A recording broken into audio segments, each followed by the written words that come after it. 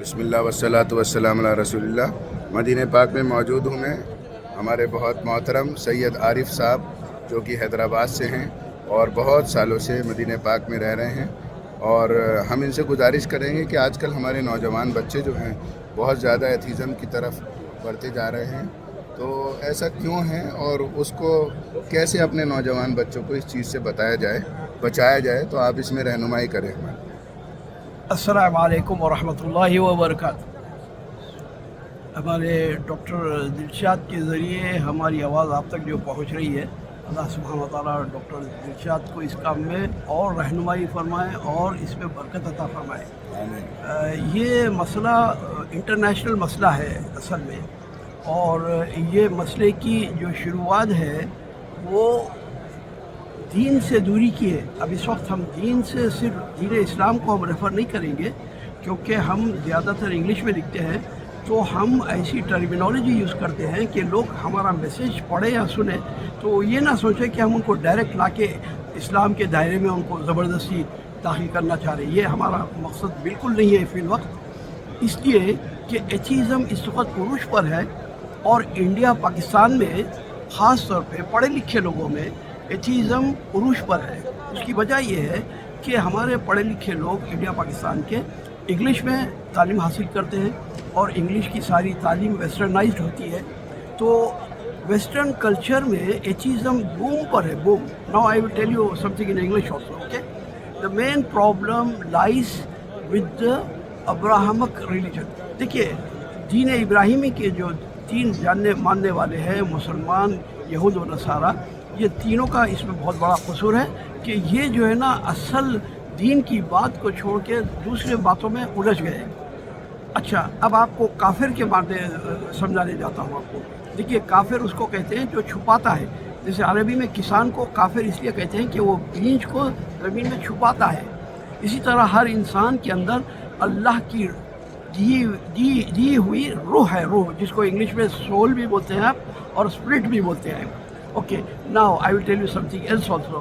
Whenever I talk about یہ subject, ہم بولتے ہیں تصوف، صوفی، یہ باتیں ہم نہیں لکھتے، روحانیت بھی نہیں لکھتے، ہم بولتے ہیں اسپریچویلٹی بولتے ہیں، کیونکہ آج اسپریچویلٹی ہر دین سے خارج ہو گئی ہے.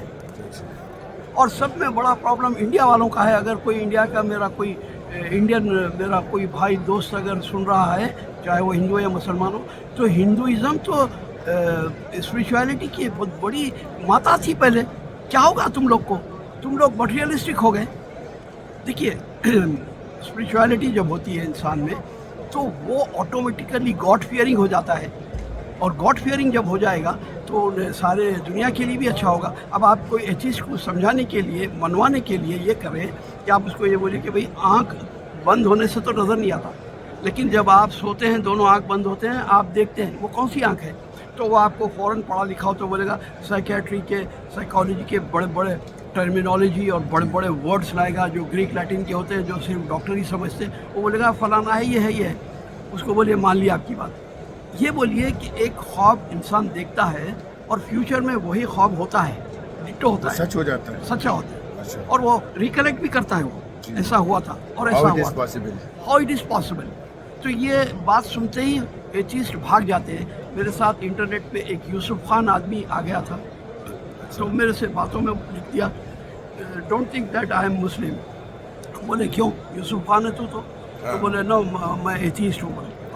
ہم بولے ویری گڈ، ویلکم. میرے کو تیرا انتظار تھا. بولے کئی ایتھیسٹ میرے سے بات کر کے بھاگے، اب تو میرے سوال کا جواب دے. اس کو ہم کئی سوال کے بعد جب یہ آخری سوال یہ کرے خواب کا، تو وہ بھاگ گیا. تو سوال کریں یہی خواب، یہی والا خواب والا. اچھا، ایک چیز میں معذرت کے ساتھ آپ کی بات روک کے کہتا ہوں، اکثر لوگ جو ہیں وہ ایولیوشن کی بات کو لے کے آ جاتے ہیں. Right, evolution right. ٹھیک ہے، اگر چلو ہم تمہاری بات مان لیں. پہلی بات تو ہم مانتے نہیں ایولیوشن کو، لیکن اگر ہم مان لیں کہ بندر سے آدمی بنا ہے، تو ابھی کیوں بندر سے آدمی نہیں بنتا؟ ابھی کیوں نہیں بن رہا؟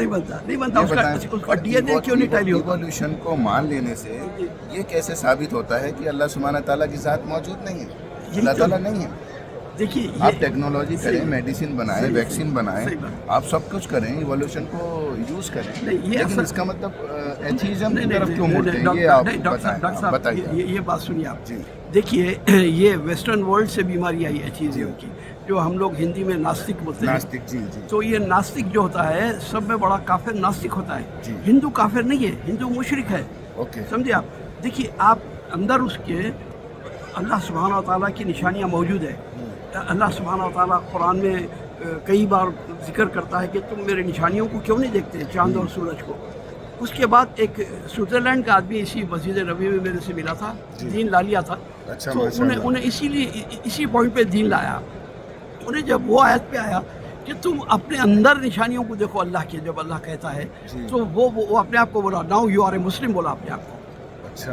क्योंकि वो जब वाकई देखिए आपके अंदर आपकी निशानियां जो है आप उससे इनकार नहीं कर सकते। हम इंग्लिश में लिखते हैं लोगों को, soul plus your body you are somebody. When the soul exists forever you are a dead body. You are nobody, you are You are dead dead body. body. Nobody भी मत बोलो, नोबडी से गिराओ उसको। Okay, you are dead body. Dead body. तो ऐसे ही आज ही एक मेरे सवाल का जवाब आया इंटरनेट पे। वो लिखते हैं कि कोई ऐसी दुनिया की जंग है जो एथीस्ट ने शुरू की है। तो ये बताना चाहते हैं कि ये अमन पसंद है, हाँ। ये शांति के हाँ, शांति के दूत हैं ये। तो सुनिए उसका जवाब हम क्या लिखे। हम लिखे कि atheist has no power to wage a war nor they can bring peace to this world. हाँ। ना ये अमन ला सकते ना जंग ना ला ये- सकते। हाँ। तो उसमें आगे हम ये भी लिखे, atheists are the modern version of nomads and gypsies. ये जो नोमैड्स और जिप्सीज थे ना, ये जो आदिवासी जो है हमारे इंडिया के, जो डेरे डाल के इधर उधर रहते थे, वो आदिवासी वो है ये आजकल के मॉडर्न वर्ल्ड के एथीस्ट। और इसीलिए they are poor fellows, they don't have any power. ना ये जंग कर सकते हैं ना अमन ला सकते हैं। जी जी जी। और वो इसीलिए बोलते हैं एथीस्ट कि दुनिया की बड़ी बड़ी जंग जो है ना दीन की बुनियाद पे हाँ, हुई वो है। यही कहते हैं, क्रिश्चियंस ने लड़ी, सही मुसलमानों ने बात- लड़ी, सही बात, और वो बिल्कुल हाँ, बिल्कुल सही बात है। जी। वो तो लड़ने वालों की गलती है, उसमें दीन की क्या गलती है? एग्जैक्टली। उसमें दीन की क्या गलती है? तो आप लोग जो है एथीज्म के सवाल जवाब देने के लिए ऐसा रखिए, और आप अपने आप को सबसे पहले आप अपनी रूह को पहचानिए। जो भी सुन रहे हैं मेरी बात, आप अपनी रूह को पहचानिए। आपके अंदर जो रूह है उसको पहचानिए, आपकी रूह क्या है। जी। देखिए आपको फ्री विल है, there is no free will बोलते हैं एथीस्ट। अब वो यही बोलते हैं कि हमें फ्री विल है। अब ये तो देखिए, अल्लाह ताला ने मुझे एथीस्ट बना दिया तो इसमें मेरी क्या गलती? जी। और वो बोलते हैं मैं तो शैतान को भी नहीं मानता। भाई शैतान को तुम नहीं मानते तो तुम कैसे गुमराह हो गए? फिर वो बोलते हैं कि अल्लाह ताला ने तो मुझे गुमराह किया। इस बात का क्या जवाब है शेख? तो देखिए फ्री विल का सबसे बेहतरीन जवाब ये है कि आप उसको ये पूछिए कि भाई आपको जो है, जैसे आप शेख उनको मुखातिब करें, आप समझिए, आप डायरेक्ट उनसे बिल्कुल, बात बिल्कुल, कर रहे हैं। जैसे आप कॉलेज के स्टूडेंट हैं फॉर एग्जाम्पल। अभी वो डॉक्टर हैं और ओके। एनास्थेटिस्ट हैं, ओके। और बड़े माशाल्लाह अच्छे और ओके। अच्छे अच्छे ऑपरेशन करते हैं, लोगों की जान बचाते हैं। ओके। तो उन्हें लगता है कि वो बहुत बड़े आदमी हैं और सही बहुत बड़े डॉक्टर हैं। उन्हें किसी सुपर पावर की जरूरत नहीं है, हाई पावर की। अल्लाह सुब्हानहू अब सुनिए, अब एक student, you are a student, okay, now you are going to the classroom. A colleague comes and says, okay, today we will bunk the class and we'll go for the movie, okay? Okay. Now you have two voices inside. One voice says, no, I should come and I should attend the class because I come to attend the class. Then I am cheating my parents if I don't attend the class. एक दूसरी आवाज़ कहती है, no, this is the time to enjoy. अब ये दो आवाज़ें हैं आप। अब तीसरा डिसीजन जो लेने वाला आवाज़ है आपका, that is your free will. Okay okay. That is your free will. ठीक है। This applies to everything, okay?